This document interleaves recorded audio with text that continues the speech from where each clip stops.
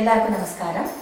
இந்த வருஷத்தோட பொம்மகோலு ஃபெஸ்ட் 2025ல நடக்க போகிறது செப்டம்பர் 22லேருந்து அக்டோபர் 2 வரை.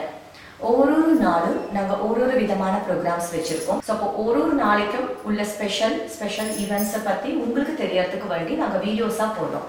இப்போ இன்னைக்கு கொடுக்கக்கூடிய இன்ட்ரொடக்ஷன் யாரை பற்றினா மியூசிக் டே, அதாவது தேர்ட் டே.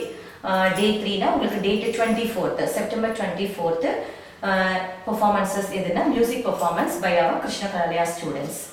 இதில் என்ன ஒரு பிரத்யேகதைன்னா ஒரு 3 பேட்சாக நாங்கள் பண்ணியிருக்கோம்.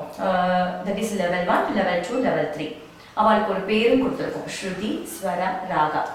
என்ன ஒரு காரணம்னா இந்த ஒரு 1 year 1.5 years ஜாயின் பண்ண குழந்தைலாம் பேசிக் லெவலில் இருப்பா. ஒரு ஸ்ருதியோட பாடுறதே பெரிய விஷயம். அவெல்லாம் ஒரு ஸ்வரஞானம் வர அளவுக்கு ஆயிருக்காது. அப்போ ஸ்ருதியை முதல்ல புரிஞ்சுப்பா. ஒரு நம்ம தம்புரால ஜி ஸ்கேல் வச்சோம்னா அது கூட பாட தெரியுமா, எஃப் ஷார்ப் வச்சோம்னா பாட தெரியுமா, அந்த மாதிரி பேசிக் காரியங்கள் அந்த ஸ்ருதியை பிடிச்சி பாடுறதுக்கு தான் மெயின் ப்ராக்டிஸ்.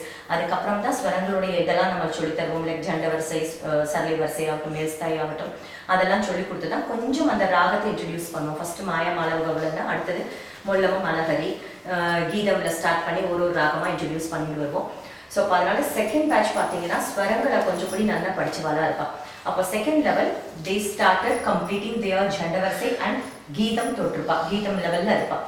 அப்போ அவள் ஸ்வரான்னு சொல்லிட்டு பேர் வச்சிருக்கோம். அண்ட் தேர்ட் லெவல் பேட்ச் ராகான்னு பேர் வச்சிருக்கோம். பிகாஸ் அவள் வர்ணம் முடிச்சு இப்போ ஒரு கீர்த்தனைகள் எல்லாம் தொட்டாச்சு. அவள் ராகங்களை பல ராகங்களுடைய அந்த எசன்ஸை பார்க்க ஆரம்பிச்சாச்சு. அதனால இந்த மாதிரி பேர். இதில் எப்படி அவள் பண்ண போகிற ப்ரோக்ராம்ஸ்னா எல்லா கடவுளை பற்றியும் விநாயகர்லேருந்து ஆரம்பிச்சு முருகன், தேவி, சிவன், கிருஷ்ணர், இப்படி ஒருத்தர் பேர்லையும் அவள் லெவலுக்கு தகுந்தாப்புல கீர்த்தனைகள். லைக் எடுத்தோடனே பெரிய பெரிய கீர்த்தனை சின்ன குழந்தையால பாட முடியாது. அப்போ குழந்தைகளுக்கு பஜன்ஸ் மாதிரியும், இடப்பட்ட குரூப் லெவல் 2ல கொஞ்சம் லைட் மியூசிக் கலந்த மாதிரி ஒரு சில சாங்ஸ் அவளுக்கு ஈஸியாக இருக்கிற மாதிரி கீர்த்தனைகள்.